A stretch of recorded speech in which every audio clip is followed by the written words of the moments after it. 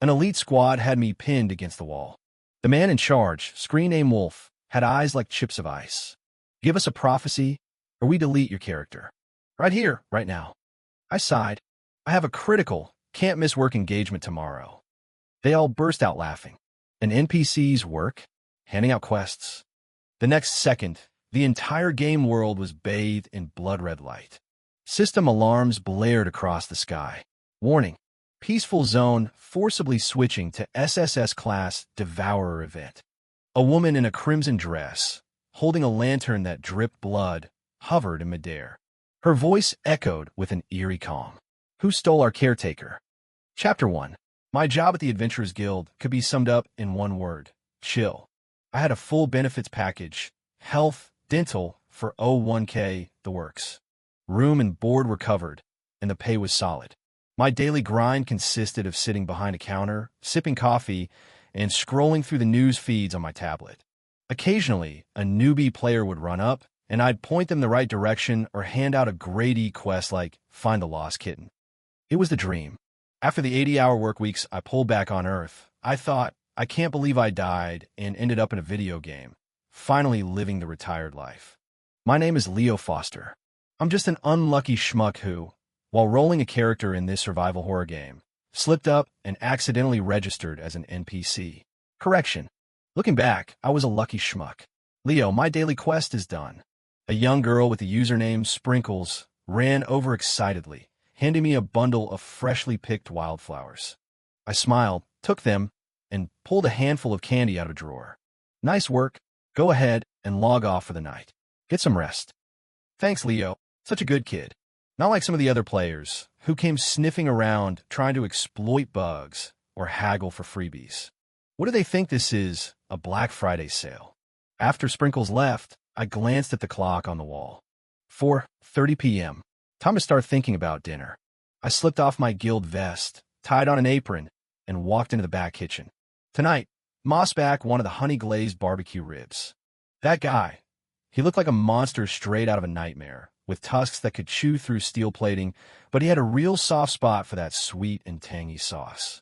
I sliced the rack of ribs, applied the dry rub, and seared them in a hot pan until they were perfectly browned.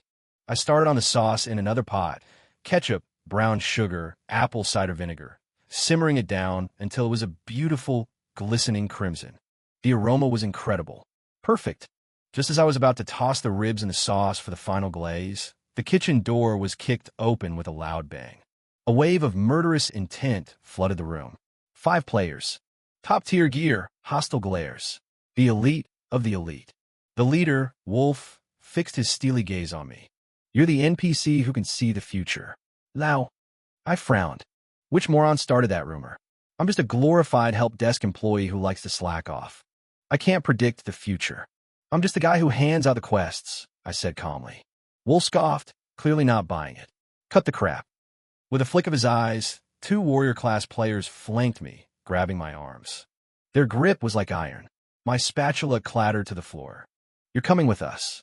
Wolf's tone left no room for argument. We're running the SS-Rank dungeon, the Howling Depths. We need your foresight. I struggled, but it was useless.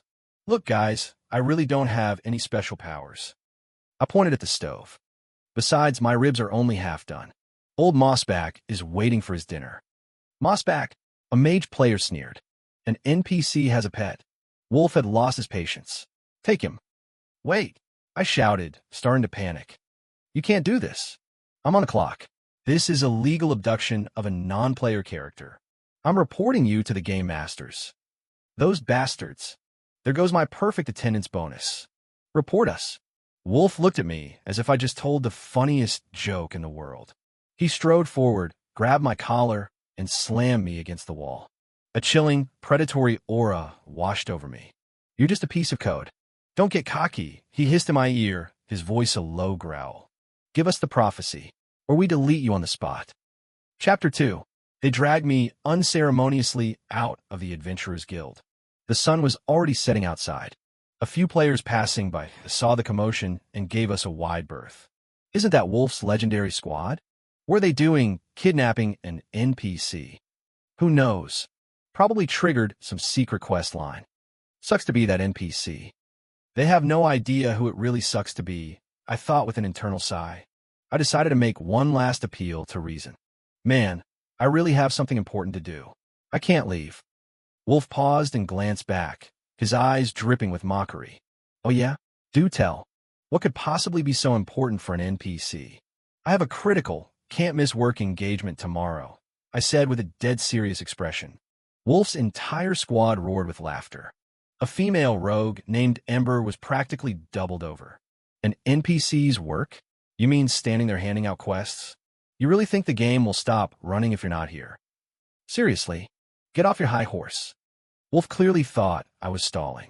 He shoved me forward, making me stumble. Shut up. One more word out of you, and I'll cut your tongue out. I shut up. Okay. You can't fix stupid. I just hope your caskets are reinforced. We soon arrived at an ominous-looking portal. Black mist swirled around it, and the faint sounds of screams and howls echoed from within. This was the entrance to the SS-Rank dungeon, the Howling Depths. Wolf pointed to the portal's center. Get in. I didn't move. What, scared? He taunted, raising an eyebrow. No, I said, looking him straight in the eye. I'm just giving you one last chance to turn back. I have to read a bedtime story to Dolly at 5:30, and Lady Crimson is stopping by at 6 to pick up the lover's knot she commissioned. If you let me go now, we can all pretend this never happened. But if I miss those appointments... Before I could finish, Wolf's squad was howling with laughter again. Dolly? Lady Crimson? Is this NPC broken? A bedtime story? Who does he think he is? Wolf's face went cold. He saw my words as a challenge to his authority. Done with the conversation, he kicked the back of my knee. My leg buckled, and I fell forward, tumbling helplessly into the portal. Get in there and scout for us. The world spun violently. When I opened my eyes again, I was in a wasteland littered with bones. The sky was a sickly, bruised purple, and the air stank of decay. Wolf and his team materialized behind me. All right, Prophet. Where's the first boss, and what's its weakness? Wolf commanded, looming over me. I brushed the dust off my clothes and stood up. I took a look around. This place is thick with necrotic energy. Definitely the ossuary lord's territory. And that guy hates it when people step on his bones. I subtly moved my foot off a bleached white femur. Then, I pointed toward a path on the left. That way. It's completely safe. Wolf gave me a suspicious look, but still ordered his team. Do what he says. The squad moved out. I trailed behind them, offering a silent prayer. The path to the right leads to a bunch of low-level mobs. The path to the left leads straight to the boss's bedroom. Have a nice death. Chapter 3. The path on the left grew narrower. The walls on either side were made of skeletal remains, piled high and creating a suffocating, bone-white canyon. The oppressive atmosphere was starting to get to Wolf's team. They clutched their weapons, their eyes darting around nervously. You sure this is the right way? Ember whispered to me. I nodded with an innocent expression. Of course. See? Not a single monster in sight. Perfectly safe. Just one really big one coming up. She stared at me, trying to read my face. It was a wasted effort. After years of dealing with drama queen bosses, my poker face was legendary. My expression was sincerity itself. After another 100 yards, we came upon the entrance to a massive cave. A low snoring sound, like a giant bellows, emanated from within. Something's up ahead, Wolf said, holding up a hand to halt the team. He looked at me, his eyes sharp. What is it? I made a show of pinching my fingers together and doing a mock calculation, then shook my head. The secrets of the universe cannot be revealed. If I told you, how would you die? You're asking for it. A berserker next to Wolf, a real hothead, raised his axe to strike me. Wolf stopped him. Hold on. Let him finish. He stared at me, enunciating every word. I'm giving you one last chance. Talk or die. I sighed and adopted a look of profound wisdom. This entity enjoys quiet, despises light, and fears fire. It was all complete nonsense. In this game, what undead-type boss didn't fit that description? But they didn't know that. They thought they just received critical intel. Enjoys quiet, despises light, fears fire. Wolf repeated, then smirked. Sounds like a low-level wraith. He waved his hand. Prepare for battle. Mage, light it up with a fireball and flush that thing out. Yes, sir. The mage who had mocked me earlier began chanting. A massive ball of fire formed in his hands and went screaming into the cave. Well, they're screwed. I quietly backed away, finding a sturdy-looking pile of bones to use as cover. The moment the fireball entered the cave, it lit up the interior like it was noon. The snoring stopped instantly. A deafening roar erupted from the depths of the cave. Who dares disturb my slumber? The ground shook violently. A 30-foot-tall skeleton, wearing a crown and wielding a colossal axe, stomped out of the cave. 2 motes of ghostly blue fire burned in its eye sockets, flickering wildly with rage. The Ossuary Lord, the first boss of the SS-Rank dungeon. The faces of Wolf's squad members went pale. SS-Rank boss. What's it doing here? He said this was the safe path. That NPC tricked us. They all turned to look at me with a mixture of fury and terror. I peeked my head out from behind the bone pile and gave them a little wave. I told you he likes it quiet. You just had to wake him up with a fire alarm. The mage was so angry he looked like he was about to have an aneurysm. The Ossuary Lord didn't care about their infighting. It had already spotted the culprit who woke it up, the mage who still had traces of fire magic lingering around his hands. It roared, raising its massive bone axe and bringing it down with a sound like tearing air. Chapter 4. Meanwhile, back in the peaceful starting zone, the Commons. In the back kitchen of the Adventurers Guild, the pot of half-finished honey-glazed barbecue ribs had gone cold. The hands-on-the-wall clock ticked over to 5 o'clock. A 10-foot-tall monster, covered in green scales and sporting a terrifyingly brutish face, appeared at the kitchen door, right on schedule. It sniffed the air, twin jets of steam puffing from its massive nostrils. It didn't smell the familiar, delicious aroma. It stomped into the kitchen and immediately saw the pot of unfinished food on the stove and the spatula on the floor. A look of genuine confusion crossed Mossback's face. He reached out a hand the size of a Thanksgiving platter and poked one of the ribs. Cold. Hard. A deep rage began to build in its chest. It waited 1 minute. Nobody came. It waited 5 minutes. Still nobody. Its not-so-brilliant mind finally grasped the situation. Its personal chef was missing. Ruawar. A bellow of pure, unadulterated fury erupted from the guild's kitchen, shaking the entire starting zone. Players chatting in the main plaza jumped at the sound. What was that? An earthquake. It came from the Adventurers Guild. Let's go check it out. A crowd of curious players gathered near the guild. They saw a gaping hole blown through the back wall of the kitchen. And there, standing in the ruins, was the legendary protector, or terror, of the starting zone, a monster that was only supposed to exist in the game's lore. Mossback. He was holding a meat cleaver the size of a car door, his eyes glowing red. My ribs, he roared. Where are my ribs?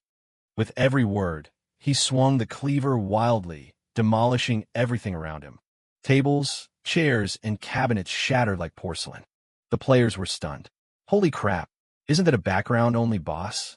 Why is he out here? I think he's looking for food? Run. One hit from that thing, and we're all getting sent back to the respawn point. The Commons instantly descended into chaos. As players ran screaming, the sky above began to shift from a pleasant blue to an ominous, sickly gray. A tense, anxious energy filled the air.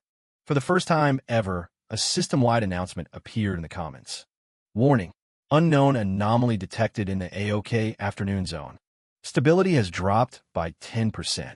Players are advised to proceed with caution. But no one saw the message. They were all too busy running for their lives from a giant green monster who was having a meltdown because he didn't get his dinner. Chapter 5. Back in the howling depths, the battle was raging. To his credit, Wolf was an elite player for a reason. After the initial shock, he had quickly organized a competent defense. Tank, hold the line. Healers, keep him up. Ember, look for an opening at its joints. He commanded, deftly dodging and weaving under the Ossuary Lord's axe swings. His sword flashed, leaving a trail of damage numbers in the air. But the Ossuary Lord had a mountain of health and impossibly high defense. The attacks were little more than pinpricks. The unlucky mage, on the other hand, had already been cleaved in two and sent back to town in a flash of white light. Damn it. This thing's armor is too thick. The berserker yelled, his shield already covered in cracks. The captain's attacks are only doing chip damage. We can't even get through its defense. Heals. I need heals. I'm about to go down. The team's voice chat was a mess of panicked shouts. I was still crouched behind my bone pile, thoroughly enjoying the show. Go on, fight it out. The more mana you burn, the less energy you'll have to bother me. In a brief lull in the fighting, Wolf shot me a death glare. It was a look that clearly said, when I'm done with this thing, you're next. I pretended not to see it and started whistling. Just then, an old beat-up kid's watch on my wrist started beeping. Beep, beep, beep. The hands on the dial pointed to 5 and 6. 5:30 p.m. My heart dropped. Oh crap, it's past Dolly's story time. That little one was even harder to please than Mossback. If Mossback missed a meal, he'd just wreck the kitchen. If Dolly missed her bedtime story, I didn't want to even think about it. I stood up and yelled over the din of battle to the furiously fighting Wolf. Hey, Wolf! Mr. Legendary Players, sir. Wolf parried a blow from the Ossuary Lord and shot back an enraged look. What trick are you trying to pull now? No tricks, I said, my voice laced with genuine urgency. I have to get back. My kid's about to throw a tantrum. Your kid? Wolf stared at me for a second, then let out a laugh that was pure, frustrated rage. You're an NPC. You don't have a kid. Now, shut up and stay put. It's true. I was practically jumping up and down. If she gets upset, the consequences will be dire. I don't care about your consequences. Wolf roared. If you spout one more piece of nonsense, I'll kill you myself. He turned and threw himself back into the fight. I cover my face with my hands. You brought this on yourselves. Almost as soon as the words left my mouth, the entire landscape of the howling depths began to change. The barren wasteland of bones was suddenly littered with old, broken toys. Rocking horses, tattered teddy bears, wooden blocks. A disjointed, out-of-tune nursery rhyme began to echo through the air. The voice was childish, but filled with a chilling resentment. Ring around the rosy, a pocket full of posies. The bad man broke his promise. Now my hair will make him sorry. The fighting members of Wolf's squad suddenly felt a tightening around their necks. They looked down in horror.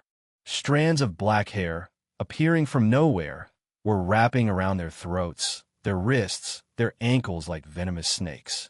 They were pulling tighter and tighter. What is this stuff? Help me. I can't move. Even the mighty Ossuary Lord was being ensnared by the impossible tide of hair. Its massive body was bound and crashed to the ground. Wolf's face was ashen. He hacked at the hair with his sword, but the strands were impossibly strong. He couldn't cut through them. He looked at me, his eyes wide with terror. What is happening? I spread my hands, a perfect I told you so expression on my face. Like I said, my kid's about to throw a tantrum. She really hates it when someone interrupts story time. Chapter 6. The Commons. In a quaint, Gothic-style mansion, the second-floor nursery was decorated like a fairy tale. A doll in a frilly dress, clutching a small teddy bear, sat in a rocking chair, staring silently out the window. Her eyes were two black, soulless buttons. The cuckoo clock on the wall chirped 6 times. 5:30 p.m. Usually by this time, the nice big brother would be sitting on her bed, holding a storybook and telling her about Snow White and the 7 dwarfs in his pleasant voice. But today, he didn't come. Dolly tilted her head.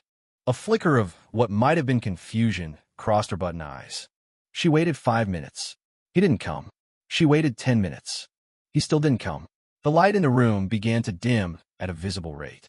Patches of mold bloomed across the walls. The cute toys scattered around the room took on hideous, snarling expressions. The rocking horse's eyes began to bleed. The teddy bear's mouth split open into a jagged grin, and its button eyes turned blood red. Slowly, Dolly stood up from the rocking chair. Her long, black hair began to grow at an alarming rate, pouring out from under the door and through the window frames like a black tide. It flowed across the streets of the Commons, past the feet of terrified players, and spread to every corner of the world, searching for the one who had broken his promise. Brother! A resentment-filled voice echoed across the entire game server. Why won't you tell me a story? At that same moment, a woman in a brilliant red wedding dress, her face hidden by a veil and a blood-red lantern in her hand, appeared at the entrance of the Adventurers Guild. This was Lady Crimson, a spectral matchmaker who brokered unions between the game's various lovelorn spirits. The lover's knot she needed was a special charm woven from the affection crystals dropped by paired players when they died in battle. Only Leo knew how to make it. She had come to pick it up for a new spectral wedding. But when she pushed the door open, the guild was empty and a complete wreck. Lady Crimson stopped. She slowly lifted her hand and pushed back her red veil, revealing a face of stunning beauty, as pale as porcelain. Her eyes had no whites, only deep, bottomless pools of black. She saw the dropped spatula on the floor. She smelled the lingering trace of a hostile, foreign aura in the air. She saw the massive hole in the wall made by mossback and the sky outside, which was now stained an unnatural color. She understood. Holding her blood lantern, she floated slowly into the air. The light from the lantern cast a ghostly, sinister glow on her face. Heth, heth. A low, unsettling laugh escaped her lips. How interesting to think someone would be so bold as to lay a hand on my people. Her voice was quiet, but it carried to every corner of the commons. A bloody light erupted from her lantern, turning the gray sky into a shocking, vivid crimson. The system announcement for the commons sounded again. This time, it wasn't a warning. It was a piercing, deafening alarm. Maximum alert. Stability of AOK afternoon. Zone has collapsed. Multiple SSS-class bosses detected in emotional critical state. Zone mode possibly switching. Switch failed. Initiating emergency protocol. Warning. Peaceful zone forcibly switching to SSS-class Devourer event. Chapter 7. The howling depths had become an ocean of hair. Wolf's entire squad was tied up like turkeys, with only their heads sticking out. Their expressions had shifted from rage to absolute, hopeless terror. The Osura Lord was bound just as tightly, lying motionless like a fallen mountain. Only I was left untouched. The strands of black hair moved with a life of their own, carefully avoiding me. A few even rubbed affectionately against my pant leg. Easy now.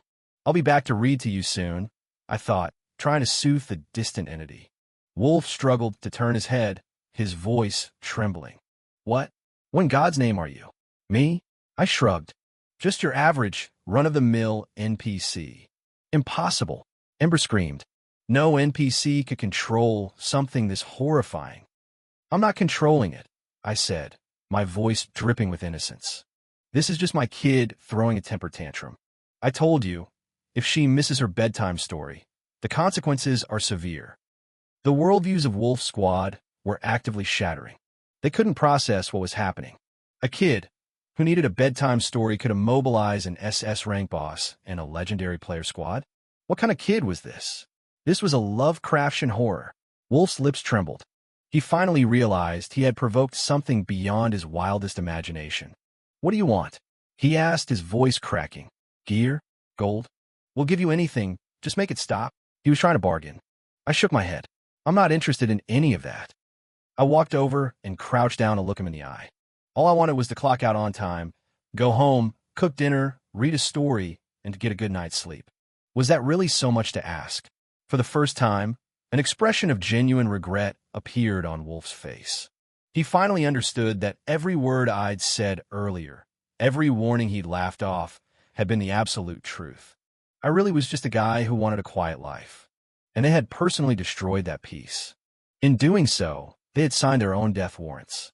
Just then, the entire dimension shook again, even more violently than when the Ossuera Lord had appeared. A massive tear ripped open in the bruised purple sky. A beam of blood-red light shone down, bathing the bone-strewn wasteland in a hellish glow. A figure in a crimson dress, holding a blood lantern, descended slowly from the rift. She didn't look at anyone on the ground. Her eyes immediately found me. Seeing that I was unharmed, she seemed to relax. Then, her pure black eyes swept over Wolf and his team, all bound in hair. Her gaze finally settled on Wolf. A wave of killing intent, so cold it felt like it could freeze their very souls, washed over them. So, it was you. Lady Crimson's voice was as soft as a lover's whisper, yet it held an infinite winter. Who stole our caretaker? Chapter 8. Caretaker. Wolf's brain shut down completely. A chef, a kid, and now a caretaker? What was going on? He looked at the hovering woman whose aura was so powerful it made the very fabric of the game world tremble, and he felt like he was losing his mind. Was there something fundamentally broken about this game's world building? Why would an SSS-class horror boss refer to a starting zone NPC as her caretaker? Lady Crimson ignored his confusion. She drifted to my side and, with a chillingly cold hand, gently straightened my slightly rumpled collar. The gesture was as delicate as if she were handling a priceless artifact. Leo, did they hurt you? I managed a weak smile. I'm fine, Crimson, except for my attendance bonus and my ruined ribs. I'm really broken up about the ribs. Lady Crimson nodded. Then she turned back to Wolf, her black eyes boiling with murderous rage. Good. Then we can move on to my business. She raised her blood lantern and walked toward Wolf, stepping on the air as if it were solid ground. With every step, her red dress seemed to glow brighter, and the pressure in the air grew heavier. Wolf felt like he was being crushed under a mountain, struggling just to breathe. He watched in terror as the horrifying woman stopped directly in front of him. Tell me, she said, looking down at him, her voice devoid of all emotion. How would you like to die? Wolf had never known fear like this. In the face of such absolute power, his precious gear, his skills, his high level, it was all a joke. He wanted to beg for his life, but his throat felt like it was clogged with concrete. He couldn't make a sound. Just then, another earth-shattering roar echoed through the dimension. Ruawar. The ground was smashed open by a ridiculously powerful force. Mossback's enormous frame, cleaver in hand, clawed its way out of the earth. He saw me immediately, and then he saw the cold pot of ribs next to me. His rage found its target. His bloodshot eyes locked onto Wolf's team. You, he bellowed. You made me late for dinner. The three sentences hit them like thunderclaps. Without another word, Mossback raised his car door-sized cleaver and brought it down on the berserker closest to him. The player didn't even have time to scream before he and his shield were split in two, disappearing in a flash of white light. A one-hit kill. The remaining members of Wolf's team looked like their eyes were about to pop out of their skulls. They finally understood what I meant when I said, Old Mossback is waiting for his dinner. This wasn't a pet. This was the Grim Reaper. One Lady Crimson was enough to drive them to despair. Now they had a berserk Mossback to deal with. Not to mention the sea of sentient hair and the giant skeleton playing dead on the ground. They were surrounded by 3 SSS-class bosses and 1 SS-class boss. And it was all because they had decided to kidnap an NPC who just wanted to go home and cook dinner. It was absurd. Utterly, ridiculously absurd. At that moment, Wolf's sanity finally snapped. Chapter 9. No, please don't kill me. Ember, the rogue, finally broke under the intense fear, screaming hysterically. Tears and snot streamed down her face, all traces of the elite player gone. We were wrong. We're so sorry. Please, Leo, make them stop. We'll never do it again. The others quickly joined the chorus of pleas. Yeah, Leo, we were blind. We messed up. We'll give you all our gear, all our gold. Just let us live. Their only hope now was me. The NPC they had mocked, threatened, and abducted. I just looked at them, saying nothing. You made your bed, now lie in it. I'm no saint. What they did had crossed a line. If I didn't have these patrons watching my back, I'd be the one getting deleted right now. I turned to Lady Crimson and Mossback. Crimson, Mossback, I'll leave it up to you guys. I handed the decision over to them. Now, Wolf and his team were truly without hope. Leave their fate to the bosses? They were dead. Lady Crimson smiled, a look of satisfaction on her face. Now, that's my Leo. Mossback just grunted, his voice a low rumble. You waste my food, you become my food. He hefted his cleaver and started toward his next target. Wolf's eyes were bloodshot. He knew begging was useless. A final, desperate fury surged through him. Fight them. If we're going to die, we're taking one of them with us. He roared, trying to channel all his strength to break free of the hair. But just then, every sound, every movement in the entire game world came to a dead stop. Time itself had been paused. Lady Crimson froze mid-stride. Mossback's cleaver hung in midair. Even the crazed expression on Wolf's face was locked in place. A will that was impossible to describe, impossible to resist, had descended. It was beyond any SSS class boss. It was beyond the game system. It was this world's god. Or, more accurately, its lead developer. A cold, mechanical, emotionless system notification sounded directly in my mind. Alert! Core Logic NPC Leo Foster has encountered a critical existence threat. Alert! Multiple key narrative modules, bosses, are experiencing cascading failures. World stability has fallen below 1%. Warning! Warning! Initiating highest priority directive. World reset. Reset countdown 10, 9, 8. I froze. World reset? What's that? Does that mean the server is rolling back to a previous save? A save from before they kidnapped me? Does that mean I'll get my attendance bonus back? And my ribs? Wait a minute. What about these guys? I looked at Wolf and his team. If the world resets, does that mean this never happened for them? They just get to walk away, scot-free? I got roughed up for nothing? No way. I'm not letting that slide. Hell no. Just as the countdown hit 3, I yelled into the silent void. Wait. Chapter 10. My voice was jarring in the dead silence. The cold, omniscient system will seem to pause. The countdown stopped at 2. Supreme authority. Unknown interference detected. Analyzing permission level. Analyzing. Analysis result.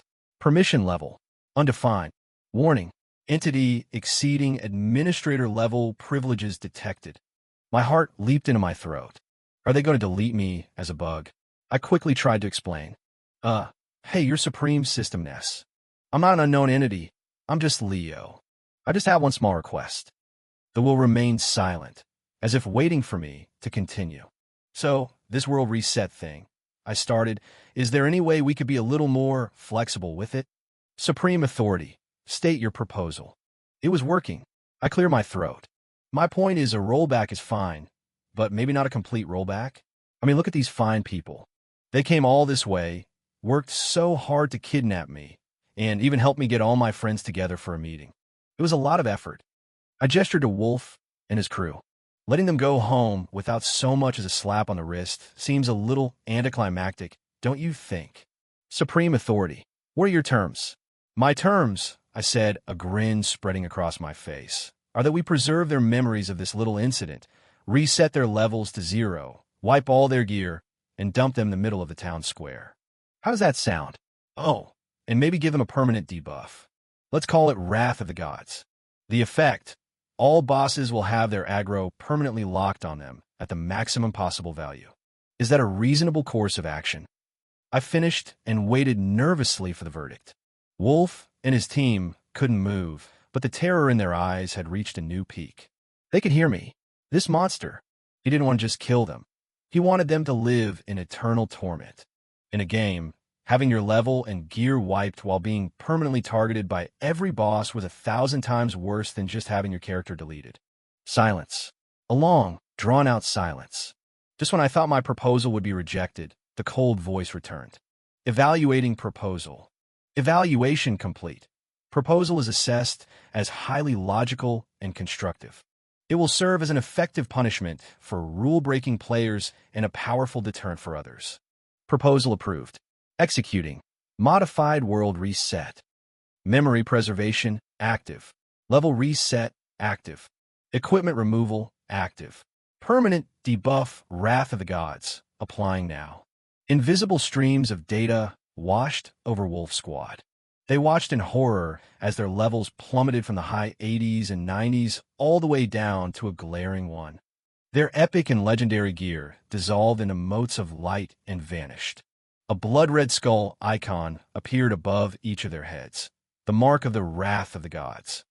With that done, the will's voice sounded one last time. Modifications complete. World reset, initiating. The next second, my vision went completely white. Chapter 11. When I came to, I was standing in the kitchen of the Adventurers Guild. The spatula was back in my hand. In the pot on the stove, the seared ribs were still warm. The clock on the wall read exactly 4:30 p.m. Everything was back to the way it was before they had taken me. It really worked. I almost jumped for joy. My attendance bonus. My ribs. They were back. I immediately fired up the stove to finish my culinary masterpiece. Just then, a huge commotion erupted from outside the guild. Dude, you gotta see this. Wolf Squad has lost their minds. What the hell? Why are they all level 1? And they're not wearing any gear. They're just running around the plaza in their underwear. Look at that icon above their heads. That's the wrath of the gods. That's the legendary curse you get for pissing off the game devs. Holding a plate of fragrant, perfectly glazed barbecue ribs, I walked to the back door and peeked out. The main plaza of the Commons was packed. Every player had formed a circle, pointing and staring at the group in the middle. In the center of it all were Wolf and his 4 teammates. They were clad only in the game's default starting rags, kneeling on the ground with vacant expressions. Each of them had a look of pure, unadulterated, "Who am I? Where am I? What just happened?" shell shock. Their level, across the board, 1. Above their heads, the blood-red skull icon glowed ominously. Wolf slowly lifted his head, and his gaze met mine across the crowd. The confusion in his eyes instantly morphed into bottomless terror and regret.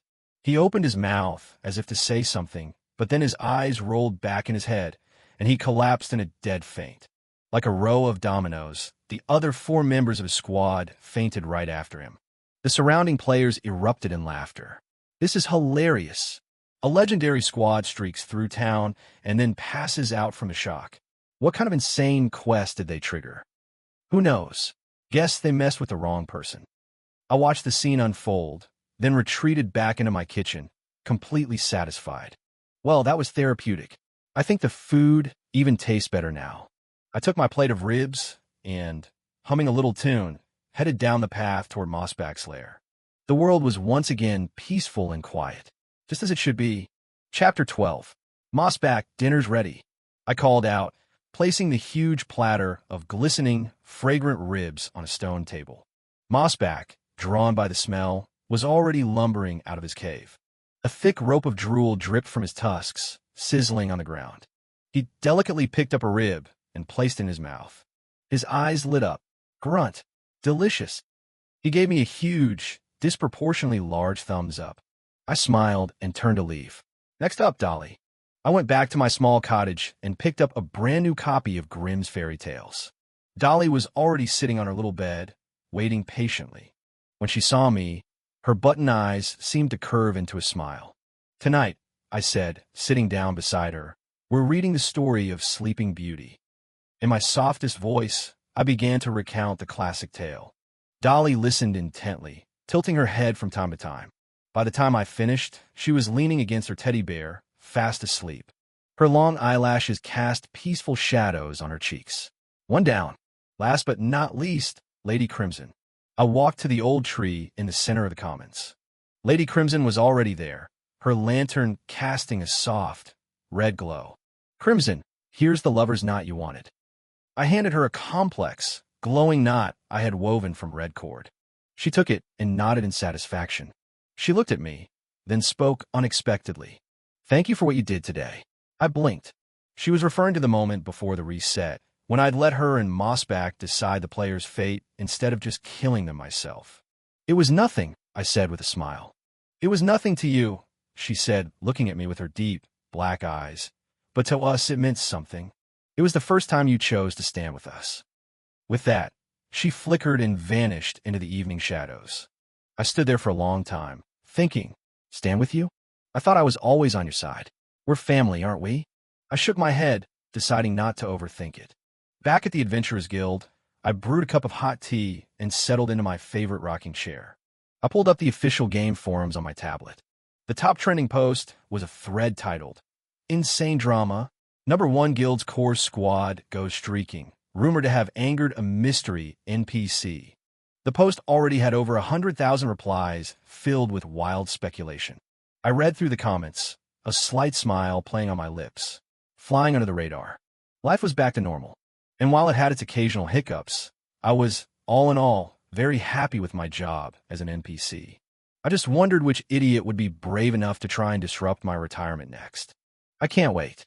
I took a sip of tea and closed my eyes, content.